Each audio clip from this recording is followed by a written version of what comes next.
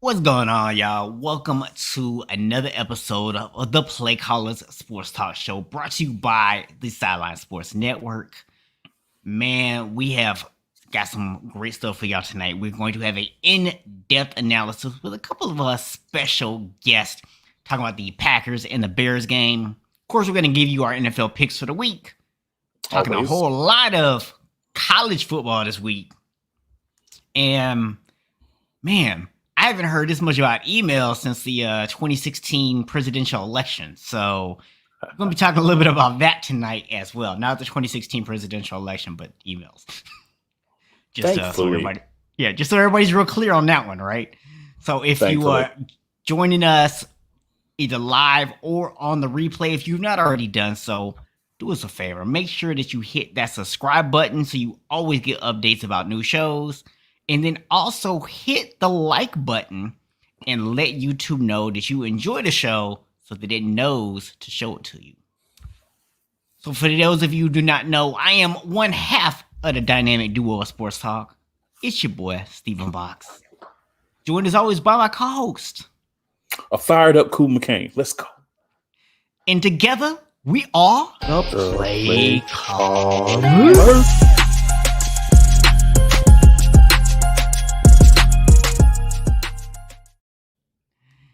Yay. So cool. Where do you want to start, man? I mean, I know we got the NFL talk's gonna be a little later in the show.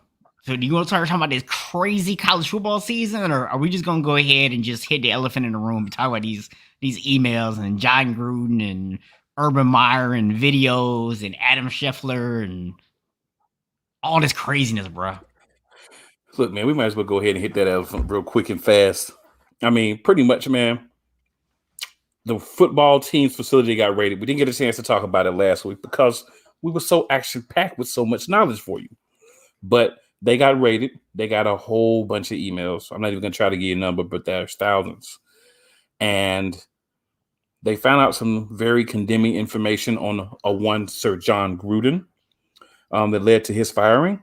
A span of, I believe, about 10 years of him just basically disrespecting everybody that can be disrespected: color, sex, race, sexual orientation,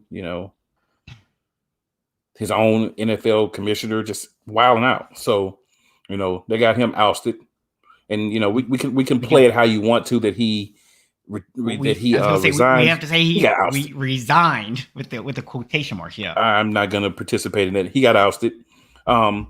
Adam Scheffler has been tied to it as well with some things that he's done as far as favors for his what did he say, Mr. Editor and all that. Editor, yeah, so he's involved in that. There are more people involved, and we're on the show now, right? It's 7 p.m. Eastern time, about 7:03 or whatever. By the time 7:30 hits, there's going to be more. So if you're seeing things happening, man, post in the comments, let us know any updates that you get on it, man. But basically, for me, is this really a surprise? Is anything that Jon Gruden said really a surprise? And if the rest of those emails get out, how many more people are going to be ousted? I think it will be quite a bit, personally speaking. Yeah, my thoughts are the stuff that is leaked out right now has been very intentional. And so when I think about the situation with Gruden, there's no way that he's the only person who any of this kind of stuff came from. Because this is clearly a guy who, and Bruce Allen, who clearly associated with a certain, we'll say, class of characters. And I'm sure that Gruden's not the only one, and I'm sure Gruden's not the only one who sent him these kind of emails and had these kind of communications with him. So it's going to definitely be some more people. I'm curious to see what people actually think about all this stuff. Like, because we had this conversation offline as things were happening earlier in the week. It's one thing when you can look back at something from 10, 15 years ago and you can kind of play that whole, like, hey, I was young, I was stupid, and, I've learned a lot, I've grown since then kind of card. But when you just repeatedly keep doing stuff and you have some of this stuff as recently as a couple years ago, You can't backtrack your way out of that. So I think it brings up an interesting conversation in this day and age of cancel culture of, is there a statute of limitations on some of this stuff? And I think that's what we're going to find out as some more of these details come out. Well, I can tell you based on other industries, especially actors, actresses, and things like that, as far as cancel culture goes, there's not a limitation. So that's going to be interesting how it plays out, though. The big thing for me is I want to see what everyone said. I want to see all the emails. Give us all the smoke. Give us all the smoke. Don't leak out what you want. Just drop it all. I know why it's not happening, because you're trying to remove information for certain people, right? Because you don't want those people to be involved in a certain manner. But guess what? They're involved. It's going to be fun when it all comes out, because sooner or later, it's going to get out. And when it does, it's going to probably look bad for the people like ESPN and the NFL who are only sending out certain information. But I'm ready to see it all. And I'm not going to say too much until I see it all, because I want to know how deep it goes. I want to know what all the information there is. And I want to say you're also very disgusting for sending out emails of a new cheerleader. It's very disgusting. That's a whole different level of things. And everyone involved in that, everyone that received it, looked at it, everybody should be severely disciplined. It's disgusting. Yeah. I mean, it's one of those things, man. If you're the NFL, we know that you like to talk about things and then not actually do anything about them. We've seen this with the player safety stuff over and over again, where that league makes a big deal out of player safety, yet they do things that are counterintuitive to player safety. And so I don't think this is any different. I think all the lip service they pay to equality for minorities, for women, all this talk about, getting rid of sexual harassment, creating all this inclusivity, it's all poppycock and nonsense out of the NFL's mouth. And that's why they don't want all these emails getting out, because if everything came out at once, they'd have to make massive change in the league. It's almost like Gruden got put out there as kind of a tester. Like, hey, let's just see, we put one out there. Let's see what happens with it. And that was the guy they were willing to sacrifice. Now that they've seen the repercussions of what happened to him, they're like, yeah, we're not putting the rest of this out. Pretty much. Want to give a shout out to our boy, Joseph Jenkins, for hopping in and watching with us today. Appreciate you supporting us and hopping on to see how we're doing, man. Mr. For Baltimore himself. Yes, sir. I'm sure he won't mind that nickname. Not at all. Not at all. But yeah, man, I'm like you, man. I want to see everything. I want to see what's out there. But to your point of mentioning that a lot of the stuff is to protect people, that it's being hidden, we don't really have to look any further than information that's already leaked. Adam Scheffler basically told this dude outright, hey, I'm going to protect you. Let me know if this is okay with you. All these different things, even going so far as to be like, hey, you don't have to worry about, this person getting mad about you doing things with free agency or whatever, right? Like, clearly there are people in the media that are saving and protecting people in high up positions in these organizations. We know this for a fact. I mean, we already knew it anyways, but this is just, we now have proof of it. And it would be ridiculous to think that this one general manager was the only person being protected. Absolutely. There's been some speculation. Nothing's been proved yet, because we're not seeing the emails, that these emails could shed some light on the situation with Mr. Deshaun Watson. So that would be interesting to see how that plays out as well. I just want all the emails out there, man. I want to hear everything that's going on. I want the emails to be out there. Let's expose it. Let's put it out there. If we're going to call out Jon Gruden, let's call out everybody he was hanging with in this whole good old boy network. Well, Washington fans definitely want emails out because they want to get rid of Dan Snyder. Yeah, Washington is like, can we do a fundraiser to get y'all some bread to get this out there? Because we really, really, really want it out there. We really tried to get this out. And then Houston fans, they might just be hoping that Deshaun Watson sends some emails or something. I don't know, man. They're trying to do something about that. See if they can get out that contract. I just want it all, man. I'm actually not going to say anything else about it. I'm just going to say I just want all the emails to come out. I think it'll shed a lot of light on some things that's been happening lately. And we'll see some things that will be very interesting. So let's get them out there. Come on, ESPN. Come on, NFL. You got them. Let's put them all out there. Don't try to redact information. Don't try to change them. Put them out there just like they are. Don't Spygate us. Show it to us. Yes. Don't be blotting out pieces and stuff. Give us everything. Put it out there. We handle it. We're all big boys and girls. We'll be okay. And I do want to say that Keyshawn Johnson and Antonio Brown were the first people of many to step up and say Jon Gruden is a jerk, an a-hole, and he's exactly what you got in those emails. And y'all thought it was them at the time, but now you see it was Gruden. So that was fun for me. I thought it was very tickling. So Joseph was saying that he got a chance to meet tight end Fred Davis about a year ago. He spoke a little bit about his time in DC and confirmed that we're all seeing about Gruden and Bruce Allen. Yeah, that's not a shock. Yeah. I mean, here's the thing that's funny to me, though. So you got all these people that now the emails came out. They're all more than happy to come out and be like, yeah, this is a real Jon Gruden. This is what you guys seeing.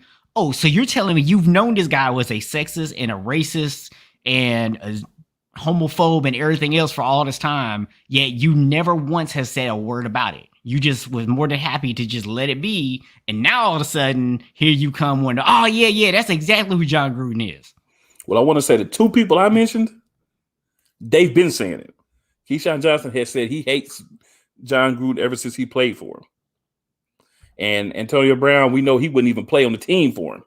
He acted a fool and got, pushed out. So those two individuals, at least, they have been out saying stuff about it. But there are lots of people, to your point, who are now all of a sudden coming out of the woodwork. Now, I'm going to say this, and I'm going to kind of let it go, because if we go too far, we're going to really dig into it, and then other things ain't going to happen like they're supposed to tonight. But I'm going to just say it like this.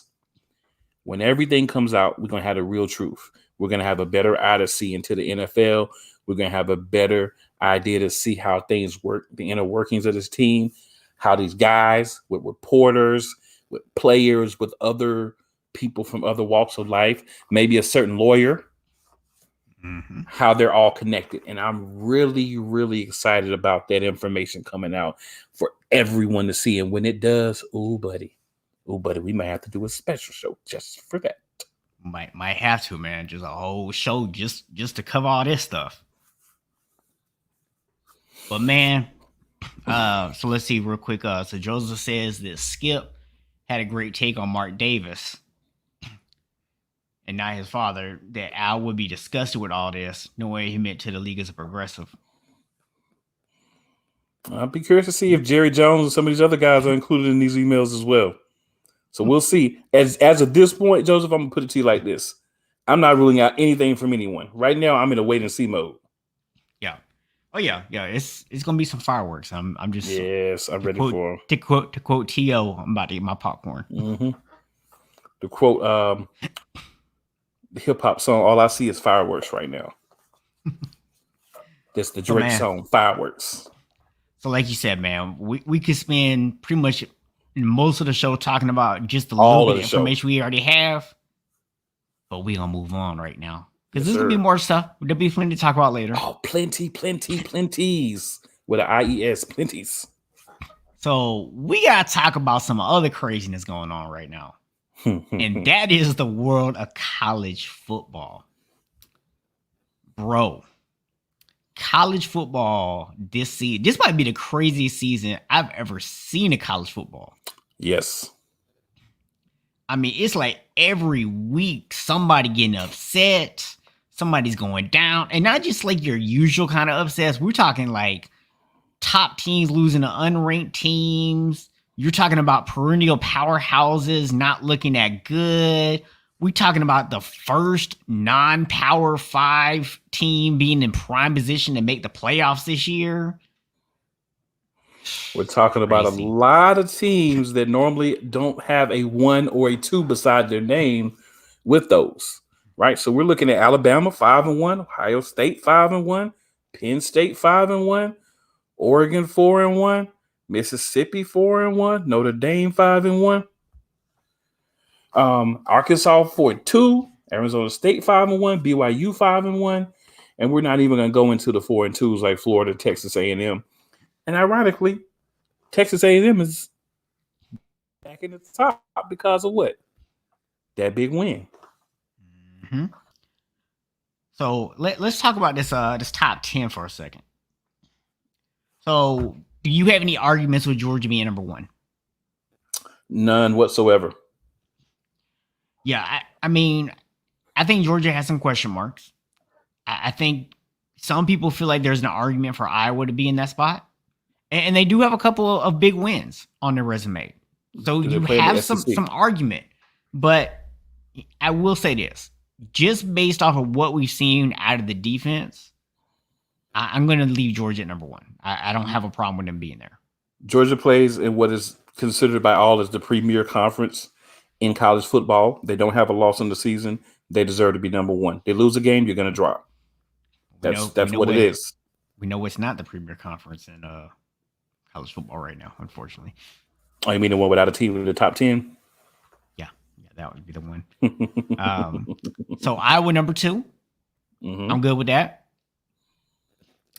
Cincinnati number 3. I'm good with that. I'm fine with that. Yeah. I mean, look, they actually have some big wins. They beat Notre Dame. Which, by the way, dude, did you see the clip that Cincinnati put together? Where they took Brian Kelly, who's now the coach of Notre Dame, but used to be Cincinnati coach, and they took all his press conferences and put it together. Bro, I was dying laughing. That was very entertaining. Everyone, just so you guys know, in a minute or so here, we're going to be bringing on our guest here in about 2 minutes. So we're going to go ahead and hop through the rest of this college football, but get ready. Yeah. Joseph, I will just tell you real quick, you say the QB. The problem with Georgia is they do have a QB. JT Daniels, I think, is that guy. The problem is he can't stay healthy. And so they're really not looking great at quarterback because the guy who actually has the talent can't stay on the field. But hey, I mean, we always say it's availability. You took the words right out of my mouth. Yes, I did. Now here's where I started to look at. So if I'm looking at the top 4 teams of who's going to get in, right? And this is why I said I'm looking at the top 10 as a whole. Because here's what we have now. Number 4 is Oklahoma. Number 5 is Alabama. Number 6 is Ohio State. Number 7 is Penn State. Number 8 is Michigan at 5-0. Or 6-0, excuse me. Oregon at 4-1 is 9. And Michigan State 6-0. Mm-hmm. Listen. I'm going to take Alabama, Penn State, Michigan, and Oregon all over Oklahoma. Oklahoma decided to be number 4. Here's the thing about it. We know why they're at the space right now. They're there because they're undefeated. Oklahoma loses a game, you plummet. Alabama, Penn State, Michigan, they win out. Especially Michigan. Michigan wins out, they're going to get that 4th spot. So at the end of the day, it's interesting because it gives you the opportunity to see like a snapshot of what they're planning. So you see the snapshot, and the snapshot tells you what I've been saying for the past 5 years or even more. Yep. Alabama doesn't lose another game, they're going to be a top 4 team. That's what everyone needs to understand. Alabama is going to hang in that conversation because that's what they do for Alabama. They love Alabama. And at the end of the day, it's really not even a problem with it. They love Alabama. They do what they're going to do for Alabama, and they're going to continue to do it. That's simply what it is. And what up, Big E? What's up, Big E? Also, Joseph said he's actually pretty happy that Cincinnati beat Notre Dame. Still remembering the way that he left Cincinnati. So makes sense. Can't blame him for that. But yeah, I mean, it's going to be interesting, man, because here's reality. We know the SEC is going to get somebody in, right? There was some talk maybe about them getting 2 teams in. I think that's become a little bit more of a long shot. It's still possible. It would really require for Alabama and Georgia to both win the rest of the way out, and then Alabama to beat Georgia in the SEC championship game. Then you might have an argument to get 2 in. Outside of that, I don't see it happening. But Georgia does still have Florida to play, and I believe they still have to play Kentucky as well. So not exactly a clear path there for them.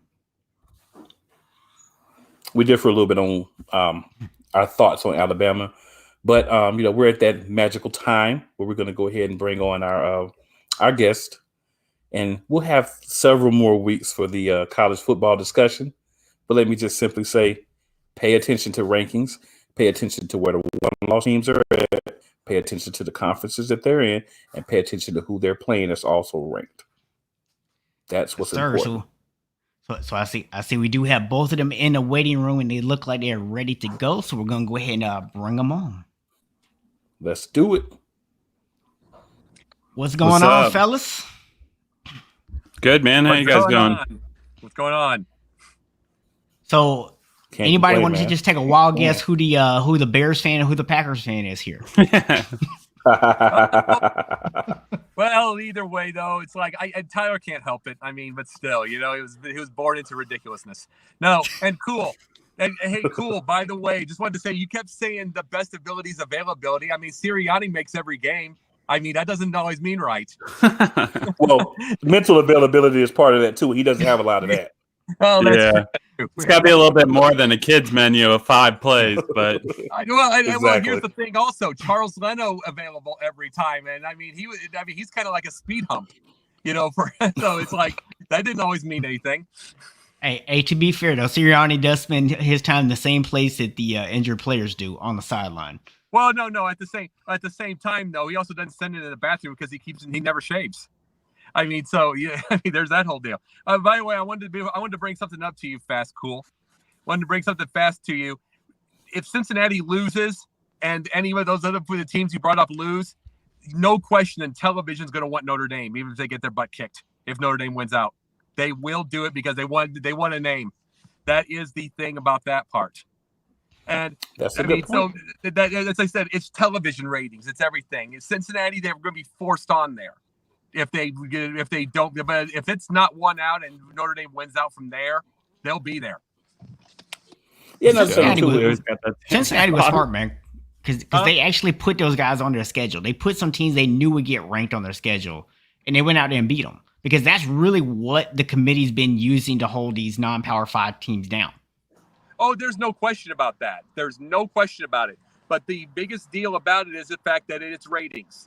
It is ratings, and it's knowledge. It's all as up. People don't know Cincy like they do Notre Dame. And now do I think Cincy should be there before then? Yes, they should. But if Cincy would lose one and Notre Dame won out, people are going to pick the ones that's going to be known on television. Just what it is. I will say this year with college football, though, it does things got interesting, right? Like it's so weird that I'm seeing Iowa Hawkeyes as the number 2 team in the country. It's just like, it's kind of surreal, but their defense is for real this year. So is Georgia, obviously. Georgia's going to win it all. Georgia's going to win it all. Yeah, I think so too. Oh yeah. I knew that before the year started because I was reading up on the name, image, likeness thing going on. I was reading up on that, and the main guy on the offense for Georgia and the main guy in the defense both had an opportunity to have their NIL. One gave his away, and the other did it to charity. So they're a focused team. They are a very focused team. Georgia is. Yeah, just especially what they did to Arkansas a couple weeks ago. That was just kind of the solidified things to me. I mean, granted, you could even go to week 1 when they beat Clemson, but they've given up 35 points in all these games. I mean, literally, that's like the least since 1935. Yeah, and I think preparation, another thing. When playoffs hit, you when the college football playoffs hit, you get time, to prepare for people, and it's Georgia preparing for you is a scary team to play. And the thing is, you just want to be there around that conversation. If you can slide into that top 6, 7 going into your conference championship and you're playing, you've got a shot to make it, right? And if you're Notre Dame, like you said, you can still slide in there because the name recognition. But if it's Alabama or Notre Dame, we know who's going to get in. Oh, God. No, but I'm saying if it was Alabama versus Notre Dame, Alabama would be 50-0 at the half. I mean, here's the thing. Here's the deal, though. It's I keep telling these to people. They have 3 of the same quarterback. They all look like they come from the same country club. I mean, that is just what it is. Jack Cohn, Buckner, and Drew Pine. They all look like they come from the same country club. They all look like they have a Cobra Kai. They all look all that. They're all rich kids. They're all the rich kids. Love the Cobra Kai reference, by the way. Yes, but they all look at Joe. Thank you. Here's the deal. The biggest thing about it is if you're going to have a team, if Notre Dame, they have a win, they don't have a dynamic quarterback, you go get the one that's the most resilient. That's Jack Cohn. He's the one that's had 3 comebacks this year already. It's like he ain't beating Alabama, he ain't beating Georgia, but none of those other 2 are going to win the rest of the games. Agreed. They're not winning those close games. And that's going to make moves. Yeah. I was actually going to bring up what Joseph brought up here in a minute, but essentially Kentucky at number 11, that's a good sneaky team, and they can change the fortunes of some teams depending on how they play as well. And I'll say this: they're gonna get slaughtered by Georgia. If they get slaughtered, then it's over. But if they find a way, and keep in mind what I was talking about as well, pay attention to who's playing who and where they're ranked, because you'll notice as teams play. Georgia, Alabama, and stuff, you'll notice that for some mercurial reason, their ranks just continue to slide up. Then once they lose, they slide down drastically. So just keep that in mind. I'm going to tell you something, though. The polls are actually a little bit worried about this Georgia-Kentucky game. Well, the odds should be. You can tell because Kentucky is undefeated, yet they're only at number 11. How often do we see an undefeated SEC team outside of the top 10 at this point in the season? They don't want to move Kentucky up too far because they're not trying to have them be up there. They're trying to keep them at least reasonable so that if Georgia wins, it's a good record, but they don't want to move them up too high. Yeah, and I think the spread too. I mean, have you guys looked at the spread? Georgia's favored by 22.5 going into this game. I think that's the lowest spread all year. It's like, they're thinking this is going to be a beatdown on Saturday. So if you feel inclined with Kentucky, to cover, getting plus 22, you go and lock that down. Yeah. There you go. Watch it be 21.5. Shit. I mean, seriously, that's just how I don't like covers. I don't like covers. You can't tell if you do the Tom Brady kneel right at the 2-yard line. It was 6 and the spread was 6.5. That's what he did. True. Yeah. Got shout out Aunt Buddy Aunt Buddy just joined up in the chat. Okay. What's going on, man? What's up, Aunt? Feel confident, guys. Feel safe. Throwing some things in the chat. We can go ahead and move this conversation on. We got some good, juicy NFL for everyone. And now we have Bears rep. Yep. We have a Packers rep. I'm Jacob Christner, by the way. Jacob Christner, the pundit's pundit. So yes, sir. Yes. So, and then that's Tyler Ingram, whatever he is. But Tyler Ingram. I do a show with Cool McCain up there on Thursdays. Do Megan Price's The Sip Off. Do NBA Carousel with Jacob and Cool. Do The Gauntlet with James Tatum. Cage Ragers, talking about MMA, all kinds of things. Yeah. Well, so my main thing is I'm glad you said that, Tyler, because I'm also studying the old school, the MMA, going into the chronology. I'm doing that within the next few months. Okay. Yeah. So I'll be able. See, the thing is, I could speak MMA with you, but I'll really be able to get because I'm going to start the historical part of it. Well, there you go, man.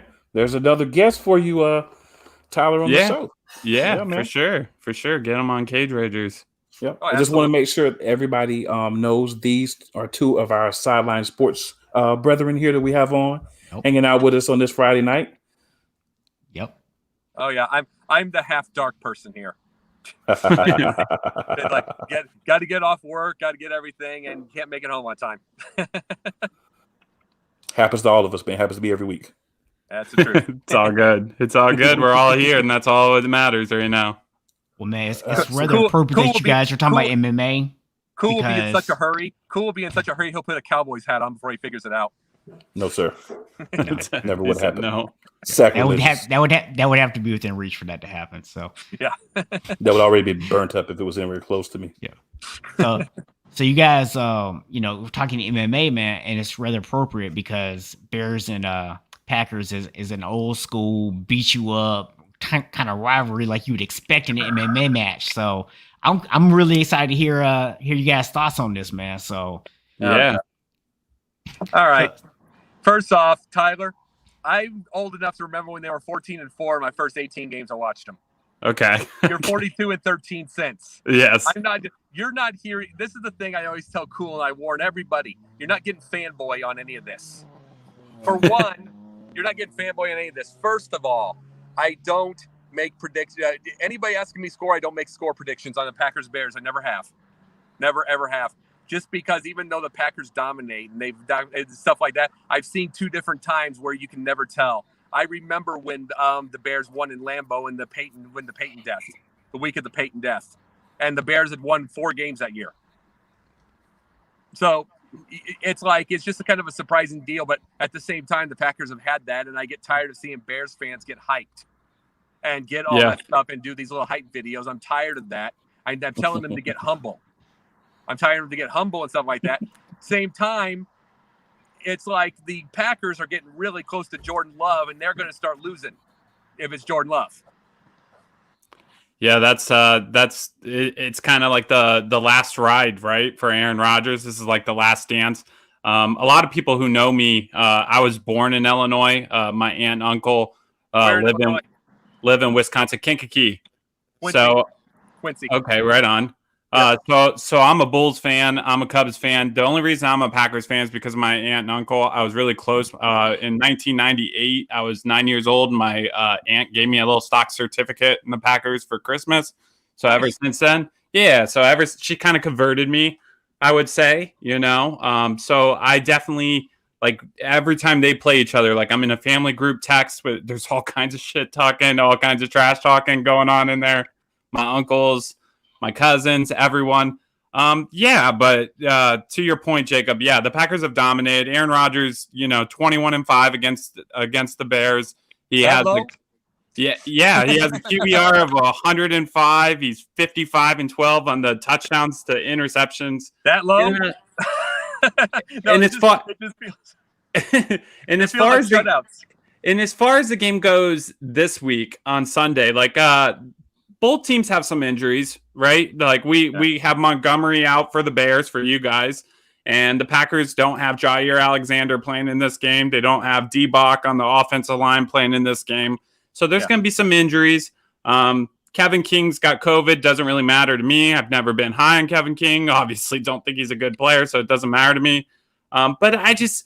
The Bears offense, for one, like people were telling me in the beginning of the year that Justin Fields is going to be, a dark horse to win Rookie of the Year, and I kept saying and I kept saying to people, I was like, he holds onto the ball too long. He's going to be a work in progress. This is going to be, this is going to be a project. It's not going to be come in and, take your team to the playoffs and have this magical year. And to their offense right now, they're throwing what you guys are throwing 120 yards a game. He's almost playing more like don't remind me. He's playing more like a game manager. So I think if the Packers, can bring the rush, and if they can get pressure on Justin Fields, I think their defense is going to make it easier for him. I think Aaron Rodgers is going to have a big day because he always seems to against the Bears. I'm not going to make a score prediction either on this game. Just because you never know, like the Bears do every now and then play us really, really close, but it's really hard for me to not have some confidence because Aaron Rodgers, he just knows how to play these Chicago Bears. He knows them too well. Well, here's the thing also, it's not Justin Fields' fault that he's getting anywhere. He has a terrible coach. I can't stand Matt Nagy. He's poor offensive line. Well, at least this offensive line has some aggression right now. I mean, the last offensive line is anchored by Charles Leno, who's basically a speed hump. And I don't call him speed bump because speed bump does damage. It's seriously, though. The issue... Just comment, too. The issue, though, is now the Bears have Bill Lazor, so they're going to have a run game. But Matt Nagy is the reason that Justin Fields has to do anything. Justin Fields has the skill to be able to, open it up. But are they going to? No. I don't care if he holds the ball too long. They're not going to open the floodgates for him. That is the biggest issue. The biggest. They don't open the floodgates.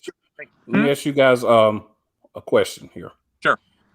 So for your team to win, we'll start with you, Jacob. For your team to win, what can the Bears do to win this game? Well, first off, I'm going to give an example back to 2018. Mitchell Trubisky was the one win. His one win was the division title. It was one of the rare times Nagy allowed him to open up outside of that Tampa Bay game, the 6 touchdown game.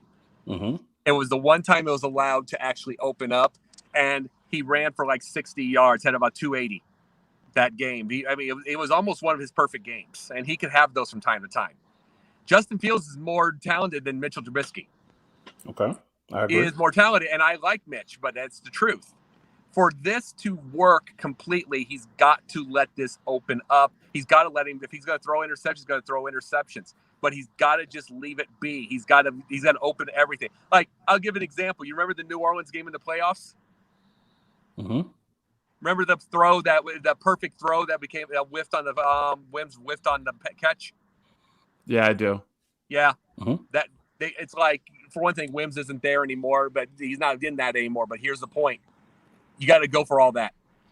Got to aim. I mean, especially when Green Bay is 42-13 on you in the last 55. You have got to. This has to be like the old Bears that used to use like Akeem Hicks to be able to get to the 1 yard line on a 2-point conversion. This has to be chances. What? Okay. Let's see. Yes, they did. Yes, they did. They did push him out. And Damian Williams isn't playing in this game, correct? Because of COVID, It's going to be Herbert at running back. Joseph, don't forget, Tariq Cohen isn't pushed out. He's still on injured reserve. Well, but Tariq's idea of movement in the last couple of years, though, ever since 2018, is going from one sideline to the other. So it's not. So the thing is, I'm not worried about Tariq Cohen and Jordan Howard. I agree with, though, because Jordan Howard was doing well, but he was doing well with John Fox of all people. But Nagy's supposed to be the guru, and 46% of his career games that he's coached has been under 300 yards total team yards. 46% of them. He sounds like Nick Sirianni. Last night I was wondering if Nagy was in Sirianni's ear. They may be sharing a brain. Yeah, I'm surprised. I'm surprised Nagy hasn't been fired for the past 2 years now. Yeah. Well, at least Nagy and Peterson have the same brain. We know that. That's true. So Tyler, yeah, this may be a bit of a funny question here, but what do you think Green Bay needs to do to get a win? Well, first they're gonna have to show up. As long as they all wake up in the morning and they make it to the game. No, I'm just kidding. But I think that in some subsequent years you'd be right. I think this is going to be a game that you're going to see Randall Cobb have another big game. I think they're going to attack him in the slot. Like I think Cobb's going to be able to have a very productive game. I will give the Bears some credit when Fuller left. That Jalen Johnson kid they have there at cornerback has played fairly well. He looks like a good cornerback, but he's got to deal with Devontae Adams. So if Devontae Adams is, which is a tough ask for the young kid. So Devontae probably might get double teamed in this at a couple times throughout this game. But that's why I think Randall Cobb's going to have a big day in the slot. I think Aaron Jones too. Aaron Jones he's kind of like an Austin Eckler. You know what I mean? He can do everything. He's so good. When Aaron doesn't see Devontae, he goes right to Aaron Jones. That's his number 2 option always. But I do think Randall Cobb is somebody that people need to keep an eye on. I even think like for people who are playing fantasy this week, he would be a good option because I do think in the slot, that's where they're going to have a big advantage.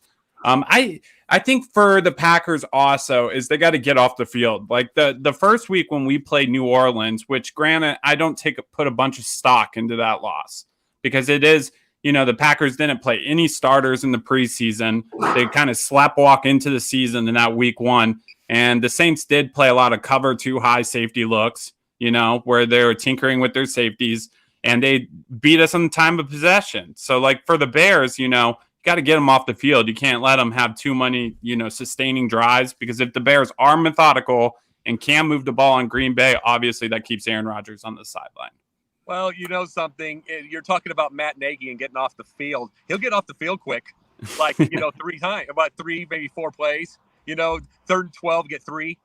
I mean, that's what Matt Nagy will do all game long. I mean, you'll be happy with that. But no, what the Bears have got to do. I mean, just jokes aside, what the Bears have got to do, they got to continue what they're doing on their defense. They're number one or number 2 in sacks, but they're like dead last in rushes. They got to keep doing that because next 2 weeks are Rodgers and Brady. They beat Brady. True.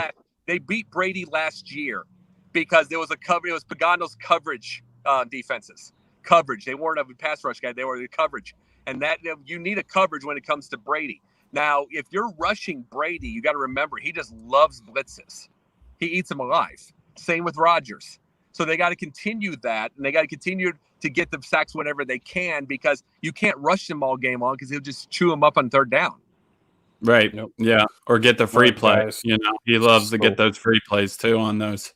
Yep. Oh yeah. So we're gonna go to our. I know we could talk. I know y'all can talk Packers and Bears all day and night. Yeah.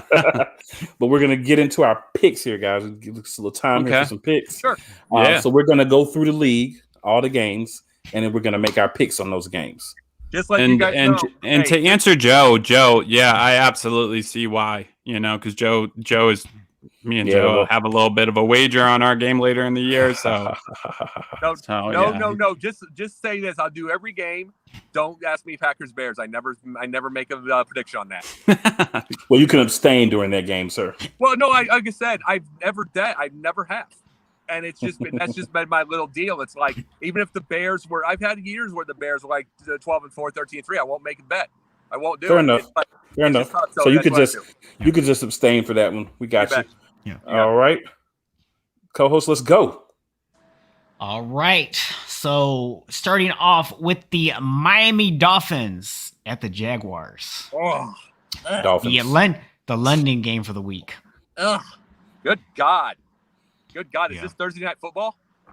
I mean, listen. I want the Jaguars to win because I have a vested interest in Miami's demise this year. But being honest, Miami's going to should win this game. Oh, listen, God, you're giving London that game. Oh God. I'm going to pick Miami to win this game, but the real loser of this game is the people of London. No crap. No shit. No, the real loser is every NFL fan that wants to get up early and watch the game, and that's what they're giving us. Yeah. If you get up at 9:30 in the morning on the East Coast or 6:30 in the morning on the West Coast to watch this. Ooh, you've done that to yourself. I have no pity for you. People got to watch the Falcons. I mean, I'm just saying. Take it up. The Falcons are at least competitive. At least the Falcons have a little bit of an offense. I mean, who do you got, Jacob? Oh, flip a coin. Eeny, meeny, miny, mo. I'm Miami, I guess. Like 16-13, something like that. What about you, Tyler? So I will say the Jaguars are going to have this. Can feel like a home game for the Jaguars, and I see Joe. That's his pick too. So I'm going to go on an island. I'm going to pick the Jaguars because they have fans in London. So I'm going to go on an island on this one. I'll pick the Jaguars. Because of Shad Khan. Can you really be on an island when you already saw that Joe picked them? No, it's not really an island. I actually was going to pick. I actually. Here's the thing, though. Me and Joe are in a group message chat, right? So we talk about all the games, and he has heard me say, just this last week on Tuesday when we were picking the games that, hey, this is a home game for the Jaguars, maybe to get their first dub. So, yeah, but you're right. It ain't an island. It ain't an island technically. You and Joe can be on the island by yourself. Your island's Fair enough. Yeah, it's getting smaller by the day. Yeah. We have the surprisingly 2-3 Chiefs at the football team. Chiefs got to turn around at some point. Oh, it's going to be 450-yard day for Mahomes. Give me a break. 450 easy. It's like they have a terrible pass defense, and plus the fact they hate losing. They're going to get ready, and it's going to be ugly. Yeah, I'm picking the Chiefs too. Yeah, football team. If that front was actually getting the kind of pressure they should be getting, I would pick them, but they're not. So I'm going to go with the Chiefs. I call them Dubs. The Dubs. I ain't calling them the Washington Football. I mean, I wouldn't be surprised if Heineke throws 250 plus in this game, but they're still going to lose. It'll be. I wouldn't be surprised if he throws 250 plus either, because he's going to have to throw the ball a lot. Yeah, pretty much. And that's like. Tyler, it'll be the Trubisky's 250 against the Saints. It'll be like 125 in the last 4 minutes. Yeah, it's garbage time. I got you. Yeah. All right, next up we got the Rams at the Giants, and Daniel Jones is supposedly looking likely to play. I got the Just like Rams. Does that matter? It I doesn't just to want me to at throw it all, out there, Rams. just in case it mattered. In case it mattered to somebody, I want to throw it out there. Yeah, so they don't have to put Glennon in their fantasy team. Give me a break. Heineke, you and that dango Heineke. Yeah. Love it, Joseph. Love it. Next up, we got the Texans at the Colts. Oh, God. What are your guys' pick? You guys are all picking the Rams too, and the Chiefs. Yeah. But Yeah, Rams. Yeah. Yeah. I Colts. just thought that was obvious. Yeah. Texans. Texans or Colts? Colts. Oh, yeah. I'll pick the Colts. Yeah, I'll Yeah. pick the Colts. Davis Mills, the all-star, the all-pro. Yeah, I'm going to go Colts also on this one. Give it Colts by 30. Yeah, definitely Colts. The Bengals at the Lions. Ooh. This game will probably be close because this is all the Lions know how to get in. But somehow they're gonna lose this game because this is what the Motown Kitty Cats do. So I'm gonna pick the Bengals, maybe by 1 point, but somehow the Bengals will win this game. Lions. I like where they're going. I like where Dan Campbell's taking them. They're working hard. And it's got to end. You don't have 66-yard field goals and crazy dumb penalties all the time. I'm going to go with the Lions. I'm actually going to go with the Lions, too. I agree with what you're saying. I do think the Lions are heading in the right direction, and I do think they're going to get there. Just not this week. I'm going to go Bengals. Okay, 2-2 on that. I have to admit I was wrong about Dan Campbell. I thought he was going to be Matt Patricia that goes to a gym. But, I mean, he's been a lot better. Yeah, I mean, what's going to be interesting with Campbell is to see as the team gets better, will he be able to continue to develop them? Because sometimes with those raw guys, you're able to get an initial turnaround. They just get guys to buy in and get the culture turned around. But then when they actually have to start competing and really coaching, that's where they get a little bit exposed. So it'll be interesting to see if he's going to be that guy, or maybe he might continue to surprise us and, might take him to that next level. At least he doesn't play rock, paper, scissors for playing time. This isn't San Francisco and Singletary. It's like San Francisco, they always had high expectations from their Super Bowl years and from the 2 different times. So Singletary had to get themselves in there. Detroit, they just want to make a playoff and win one day, someday, about 50 years from now. I don't think they should have ever got rid of Caldwell back in the day. I mean, well, you know how that goes, man. I don't think a lot of people should have got rid of the coaches. I don't think a lot of people should be head coaches. But that's a story for another day. Yeah. All right, so we've got the feature matchup here, the Packers at the Bears. We know one person abstaining from vote. Tyler, are you going to make a pick on this one? Yeah, go Pack, go. I got the Packers. I'm gonna go with the Packers, definitely. Yeah, I'm also gonna go Packers. Sorry, Jacob. I don't give a shit. It is what it is. It's like it's one of those things where you see what you see, and it's like it's always momentum. I think momentum, it doesn't exist, but people go off momentum and from time. You know what I'm saying? Yeah. It's like the Bears have got to start winning. The Bears got to start winning if they want to be able to get that respect. It's just what that is. So Joseph say he doesn't need to hear Dom complain. Oh, so yeah, Joseph, I know you're gonna have a. Dom's a Detroit Lion fan. That's why he's saying that. They have fans? No. So I know that Joseph's gonna have an opinion on this one. The Chargers at the Ravens. Ooh. We know where Joseph is on that one. There's no lie on that one. I wonder. You know what? Rashad Bateman is making his season debut. From all the reports I've heard, which is going to give their multi-talented quarterback, Mr. Jackson, another weapon, along with his legs and some running backs that actually can play. He's back in that connection with Mark Andrews after last week, coming off a big game, riding momentum. I'm going to take Baltimore. I'm going to take Baltimore too, but this is going to be a track meet, just like last week with Cleveland and the Chargers. I don't think this game is going to be particularly low scoring. Not surprising to anybody. Baltimore don't know how to tackle. That's something they need to get better at going forward. They don't wrap up on guys. I watched that Colts and the Ravens game, but that being said, either did the Chargers really. So I'm going to pick the Ravens track meet. Pretty much. Yeah, this is a tough one, man. Well, you know something? ESPN has to have their slobbering over Lamar Jackson for the week before, is all this before Mahomes gets back to in about 3 weeks, then they start slobbering over him again. That kind of stuff like that. They have to have their little narratives. So right now there's going to be more hero ball by Lamar. So I'm just going to say Baltimore in the last second touchdown. Yeah, it's a tough one. I'm going to also go with Baltimore in a very, very close game. We all could be wrong on this one too. Yeah. You never know. I mean, this really is a who has the ball last kind of game. Yeah, I said the same thing last week, but I was wrong. Obviously, Cleveland didn't know to run the football. At the end of that game, that's sounds familiar. That's going to be even worse. That's going to be even worse because Nick Chubb's out now. Yeah. Yeah, we won't have an Eagles pick this week. Sorry, you won't get a chance to talk about that. I picked the Bucks. All right, we got the Vikings at the Panthers. Vikings. Oh God. Yeah, you know what? Like I we think beat I'm gonna the Panthers. Vikings. I think I'm going to pick the Vikings too. They play everybody close. I know they're 2-3, but to me they're better than what their record indicates. I'm not super high in Carolina anyway. I'm going to pick the Vikings. The Vikings, I should say. No, by Queens. No, but we beat the Panthers. That's all I'm going to say.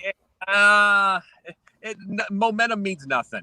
I mean, the Jets beat the Titans. I mean, we know where this goes. Momentum means absolutely nothing. I'm not high on the Panthers either, but I really don't like the Vikings. I really don't like them this year. I think Mike Zimmer is a – oh, did someone say, gosh, I hate Minnesota? Yeah. Did. No, but I think Mike Zimmer is kind of like Mike McCarthy. It's a 2007 coach in 2020, whatever the year. It's. I agree with you on that. I've been saying they need to get rid of Zimmer for a while. I'd still rather have him than Sirianni. I'm gonna go Carolina by 4 to 6 points. It's like I'm gonna go to that. It's like I'm not high on them, but Minnesota's just not that good. I'm gonna piggyback on the fact that you're pointing out they have an old school coach, which means they like to run the ball, and Dalvin Cook should actually be back healthy this week. So I'm gonna go Minnesota. The Cardinals at the Browns. No Nick Chubb. But plenty of Kareem Hunt. Who cares? Is Juice back? Is Landry back for this week? I haven't seen anything if he's going to play yet or not. Because I'll be honest, I think Landry is a big X factor in Cleveland's offense when it's going. Like I think Landry is kind of their blanket. The Cardinals gotta lose eventually. It's in Cleveland. I know Chubb's out, but maybe Hunt and Felton get going. I'll make it my upset pick. I'll pick the Browns this week.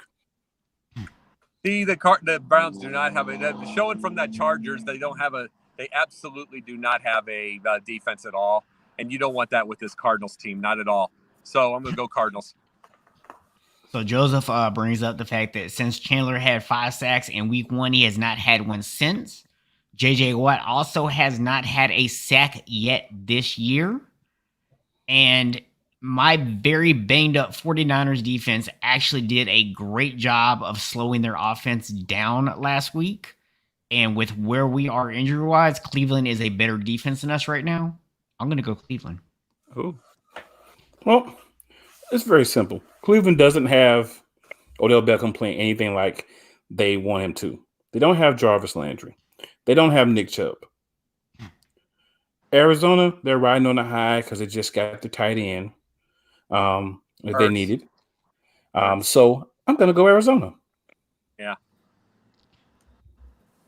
Ertz ain't playing Sunday, though, correct? He's not. No. Yeah.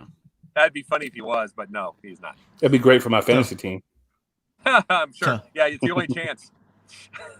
So next up, we have the only team that has been more impacted by the emails than the actual Washington football team themselves. We have the Raiders at the Broncos. I'm going to go Broncos because the Raiders are in destruction mode. Oh, Broncos suck. And so do the Raiders. Yeah, I say Broncos suck. Fangio is not a head coach. But the Raiders are dealing with somebody that sounds like something I ordered for an appetizer. Bisaccia. So, but at the same time, I'm going to pick the Raiders because they're going to try to have one of those games. It's like we need to get up for this new guy. I mean, the Falcons had that when a few years ago when their coaches went out in the dead of night. When he went on the dead of night and they did that, they got up for their coach and they weren't even a good team. So I'm going to say the Raiders. Do we all remember how bad the Houston Texans were playing right before Bill O'Brien got fired? And how they came out the next week and it was just like the players were so happy that Bill O'Brien was gone that they just came out and played fantastically. That's what's going to happen to the Raiders this week.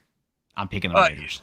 Bisaccia can't keep it up, but they're good. I heard they really love the guy. I don't really want to pick either of them personally. Like if I could even just predict it, this is going to be the first tie game of the season.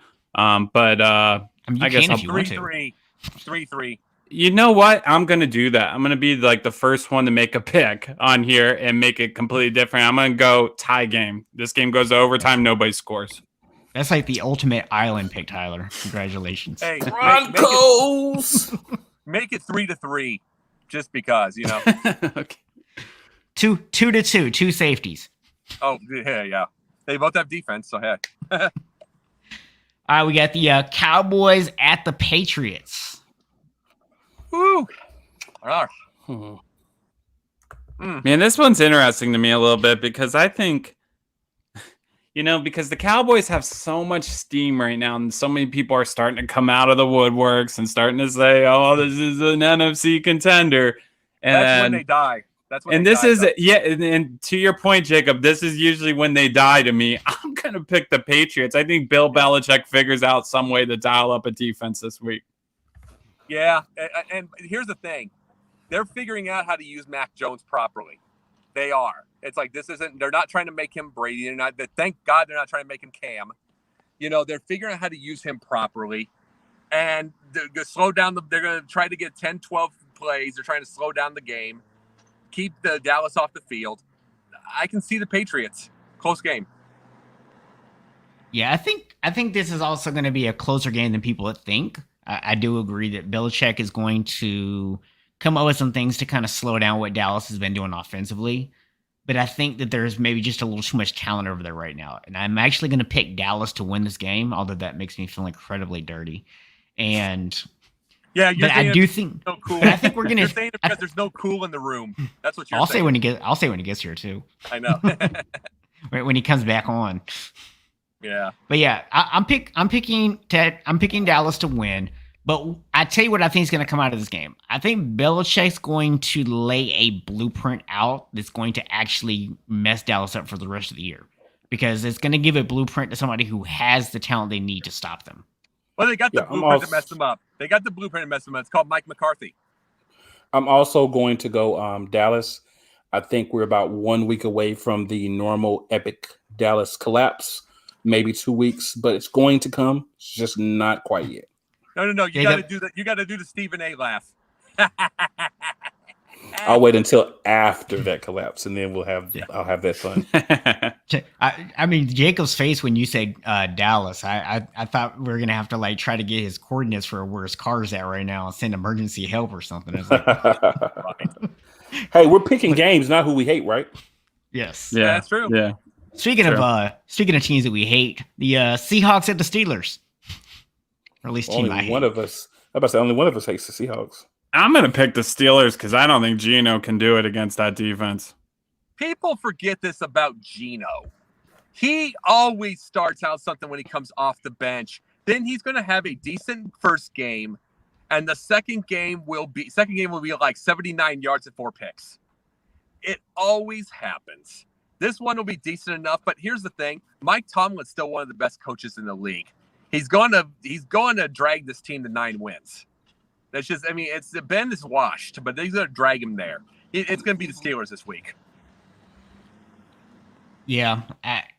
If Russell Wilson was playing in this game, I would go Seattle all day.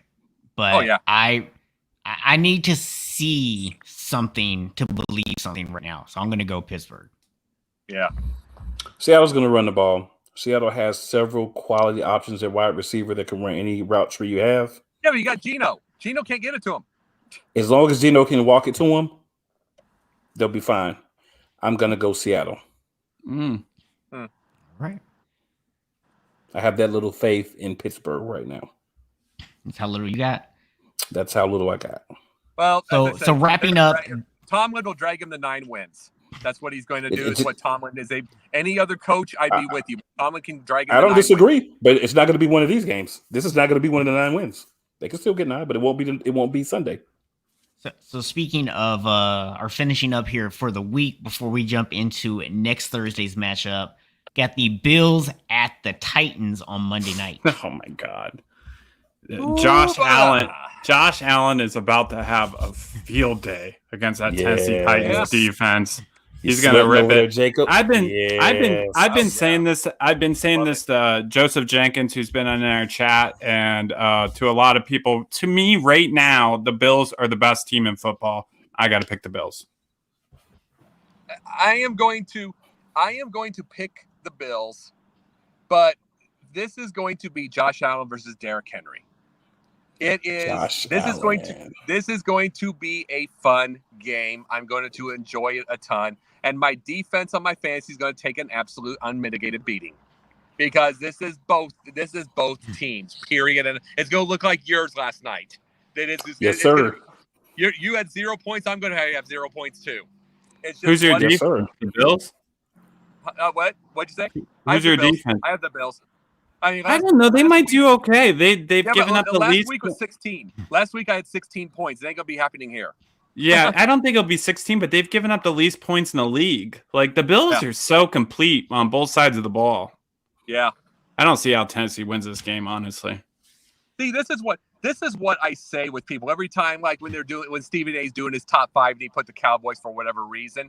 I was gonna say the Cowboys would not even. It's like, and I'm just saying this with the Bears. The Cowboys wouldn't even get past the Bears defense, much less Buffalo. Yeah. Buffalo is a beast. I mean, the Bears defense is like number 1 in sacks. They wouldn't get past them. So what are they thinking, you know? I feel like at some point this Titans offense is going to put it all together. They have too many weapons to not do better. But this isn't going to beat the week that it's going to happen. And even if it is, it's still not going to be enough. Buffalo is going to win this game. Clean sweep, Buffalo. Clearly, this is going to be the game that makes the pundit catch this L this week in fantasy in the ESPN league. So as Josh Allen drops back and drops dimes and darts all over the field and runs all over everybody, just remember, the more he does. No. I would be worried about that if you didn't use 4 of your dang guys and the Eagles to get a total of 19 points. Well, see, what's funny about it is you think I care about defenses and you think I care about kickers. They don't even matter. I don't. Too. You better care about it. They're points. They don't matter. You could go into our league and you could have a dominant defense that gives up 0 points, gets like 4 interceptions, you get like 20 points. Oh, dude, you got. So dude, I don't care about that. Josh Allen is going to spank you. Austin Eckler is going to spank you. James Robinson is going to spank you. Mahomes is going to spank you. Hill is going to spank you. One guy, Tyreek and Hill is there. I got Hill. They're gonna double team Hill, and he's going to get like 50 yards. Oh yeah, who cares? Who cares when they double team him? He's just going to run 8 yards off the thing, 12 yards, 20 yards, 30 yards. That's all he does. If I'm looking at the games, I'm not seeing what you're seeing. When I'm looking at the stats, I'm not seeing what you're seeing. I'm just saying. He had 110 yards last week. What are you talking about? It was just off That was 8-yard last week. shots. It was Wow. just, Got a fancy, I football apologize, matchup in here. I thought it was more than one game in the season. My bad, y'all. But I also want to say, we still got a Thursday night game, right? We still got the Thursday yeah, night but you game. used 4 of your guys. You used 4 of your guys. You're losing this week. 2 of my guys, and one of them was Zach Ertz. Defense and matter. special and kicker does not count. 12 points. Next Thursday night, the Broncos at the Browns. Browns. Yeah, I got Browns. Oh God, yeah, Browns. Yeah, Browns. The Broncos are. It's like duh. It's like the Bridgewater ain't worth a lick. Bridgewater isn't worth a lick. Lock is not a lock. There's nothing there. Yeah, and I think if I picked the Browns this week against the Cardinals, so A, if the Browns win against the Cardinals, they're going to be running on momentum, and B, if the Browns lose to the Cardinals, they're going to be really pissed off from coming off the Chargers and the Cardinals to play the Broncos. So either way, the Broncos are in trouble. Browns are winning this game on Thursday night. Broncos are in a lot of trouble. Destroy them. Oh, they're Now, going to destroy them. before we leave, I know we're a little bit over, but before we leave, I just want to say a few words about a very disappointing thing that's happened for me as an Eagles fan, and that's we lost Zach Ertz. Knew it was coming, but just want to say, man, he's been a really good player for us. He's been great in the community. I was able to catch his press conference today, and he's going to continue to do the work that he's been doing to support the city of Philadelphia outside of just being a football player. Him and his wife was one of my favorite athletic couples, still will be, of course.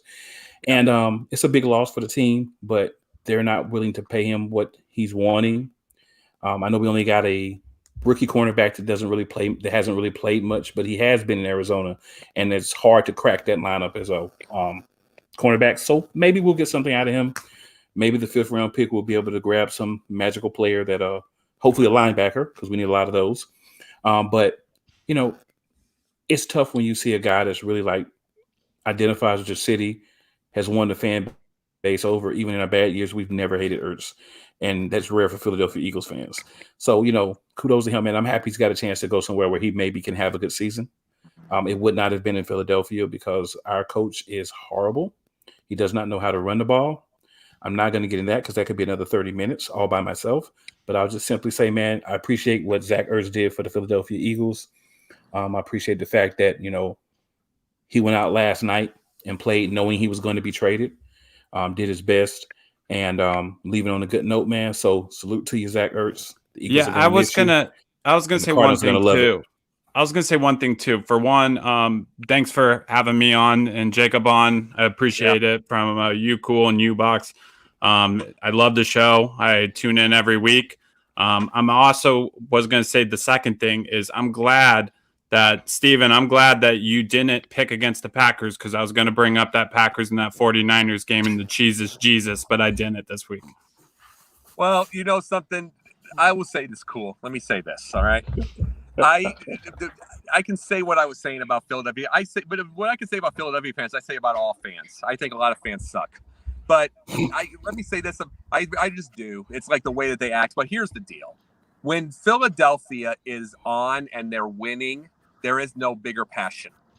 So Howie Roseman, the way he's put that thing together, Nick Sirianni basically admitting on television, admitting that Sirianni has never run an offense before, but he won't give it up. Won't give up the Waffle House sheet. It's like, it's just like Matt Nagy, but at least Matt Nagy had at least run an offense, even if he sucked at it. You know what I'm saying? Well, Jacob, here's the thing about it. I don't want to cut you off, but here's the thing about it. There has no one to give it to. No one on the offensive staff has experience calling plays because none of them have experience.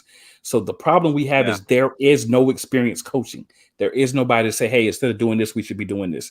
It's a whole bunch of green guys with a whole bunch of young players. That is a appetite for disaster, a recipe for disaster. I mean, that's what's happening. And hopefully some changes will come about, in the off season. I just hope that guys don't get so beat down this season, because we'll win some games just because of the schedule that we have. Sure. But I just hope that guys don't get, to a point where they're not salvageable because they're going to go through poor coaching for the rest of the season. And hopefully some changes are forced on that staff. If Sirianni is our coach next year, we better get an experienced offensive coordinator, and he better give up play calling. Or someone that runs the ball. You can't. Someone that runs the ball. You can't have more play actions than you're actually rushing the ball. You can't do that. Well, How does the play actually work when you don't run the ball? It's kind of like exactly. It It doesn't work. So that was beyond puzzling last night. You got to run the ball. What you saw last night is what I've been watching for the entire season. It was like when the Foles was running RPO last year with Nagy, and he can't run. See, at least Trubisky can run the ball, and you're doing it. No one's gonna think you're gonna run the ball when you have Foles on there. And it's a shame because like I have red zone, so like, and I remember Miles Sanders in that rookie year when he was catching all those balls and running it and was such a threat. And now, he's completely absent this season because of the play calling. So it's unfortunate. I'll say this before I go. This is about my Bears. I'm ready for Chicago. I grew up my first game was 1984. You brought up why you were a Packers fan, Tyler. My reason I was a Bears fan goes a little deeper. My dad was born in 1928. So he'd have been 93 years old if he was alive, And he used to tell me when he went to Chicago, he was in the same hotel as the Bears during the times of Hallis. And he was able to drink with basically one or two of the people that were going to retire, because the house wouldn't let any of the younger people go down there, so it was just the ones that retired. He used to drink with them. And then he was also with the Blackhawks too, and he told me those, and I became a Bears fan from that. So my very first Bears game was 1984, 6 years old. And yes, I have very vivid memories of it. So I saw the Bears dominate. I saw them dominate for the first 4 or 5 years, and then I saw them win with grit, the like 90 and 91. So I saw those years with Ditka and everything. But you know something? I moved on. But the Bears brass, their 97-year-old, 100-year-old, their dusty old ashtray of an owner hadn't moved on. They keep living off of 85. I'm ready for the Bears to move on. I was disappointed that Mitch Trubisky didn't work out with the team because his type is what they needed. And I'm afraid they're going to ruin Fields if they're not careful. I want to see a brand new type, a brand new mindset. I want to see a brand new stadium with about $5 billion over in the park over there, Arlington Park. I want to see that. I want to see a new world where the Bears have to think big, new, better. They have to think like Allegiant Stadium. They have to think like SoFi. I want to see this. I don't want to see any more 85. I mean, Steve McMichael is about to die. You understand that? Steve McMichael's going to die. They've lost a few of them. We're probably going to lose Perry sometime in the next year or two. McMahon's sick. It's like they're living off of people that are dying. And it's like it's time for the Bears to think new, fresh, and young. Well said. Well, they did get Justin Fields, so maybe they're heading in the right direction. And I'm saying this. Justin Fields is better than Mitchell Trubisky. Don't get what I'm saying wrong. But the Trubisky's thought process and the way he could run the ball and the way he could get it, they could have done more even if Justin Fields is better. But they can ruin Justin just like they did Mitch. They can do it just the same with bad coaching. That's true. They can. And it's like, and right now, Mitch is in a wonderful situation in Buffalo. Yeah, he's sitting, sure. But he's also a backup on a really good team. And he's got a great offensive coordinator now. He got somebody who knows what they're doing with both guys. Yeah, he'll be a coveted head coaching search at the end of the season, that coordinator from Buffalo. Absolutely. Philly will probably need a coach. So I'm gonna get two thoughts. Cool. I want him before you get him. So I'm gonna give two thoughts before we wrap up here, since everyone else is giving their sign-offs here. So number one, Tyler, you guys outcoached us, you outplayed us, you were more physical than us, and you executed better than us, and you still needed us to play piss poor defense with 37 seconds on the clock. So yes, you won, but I wouldn't feel that great about that win because you guys should have honestly beat us by about 3 touchdowns just based on the way you outplayed us. That's fair. Yeah. Who's your team, by the way, Steven? Officiating was a little wacky in that game, but I'm not gonna the Niners. use that as an excuse. Oh, okay. Yeah. I mean, honestly, the officiating was bad on both sides. There was missed calls all around on that game. We got away with a couple. You got away with a couple. That officiating was horrible. But this is the other thing I'm going to tell you. For all of you who keep sending your playmakers to the NFC West, I hope every last one of you get indicted in these emails when they come out. All of you. I hope you all are in these emails, including the freaking Philadelphia Eagles. Oh, I hope we're in the emails too, because then we can finally get rid of Howie. Oh no! Yeah. I hope Siri. I mean, hold on. I mean, I love my team, right? I love Aaron Rodgers, but I'm not a big fan of Brian Gutekunst and Mark Murphy. None of us Packer fans are, obviously, with the Aaron Rodgers situation and Devontae Adams.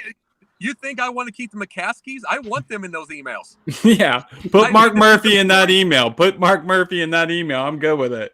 Put Jeffrey Lurie, Howie Roseman, Nick Sirianni, and his whole staff in the emails, please. If they're not there, just forward some and put them in. Thank you. I will say there is some frustrations when I see John Lynch continuously not go after some of these guys, and I've looked at some of the draft picks we've made that have been questionable. But I have to also be real and looking at the overall situation, and compared to what a lot of you guys have been saying tonight and what I've seen out of other teams, my situation is not really that bad. Like, I got some stuff to be unhappy about, but I certainly don't have anything to complain about. I don't have anybody in my organization pissing off Hall of Fame quarterbacks and completely destroying guys that they spent second round picks on. And yeah, the only difference whatever the Eagles are doing. The only difference I have than Jacob and Cool is that I'm good with my coach. Like I like LaFleur, you know, that's like the only thing I'm different. But as far as my brass goes, Gutekunst and Murphy, they can be in that email. I hope that those emails catch the McCaskies with some goat or something like that. Anything. It's like, I hope that they can force them to sell seriously, because McCaskies have a horribly dark past. And plus the fact they're horrible at running a team. So I want them gone. Can we just get Howie out? That's the main problem. Hey, Tyler, I don't know if you caught this during our game at all, but apparently, LaFleur used to work with Kyle Shanahan. I don't know if you caught that in the 7,000 times they felt the need to bring it up. I know. They do the same thing when we play the Rams. Every time they're like, yeah, LaFleur and McVay, they've been buddies, and this is how he came in. And it's like, yeah, we know. All right. We know. You're not. Yeah, we know. What is Howie? Hey, Cool. What is Howie? About 5'2" or 3? Probably. Yeah. It's like he's terrible. It's like, so he's as short as he is bad.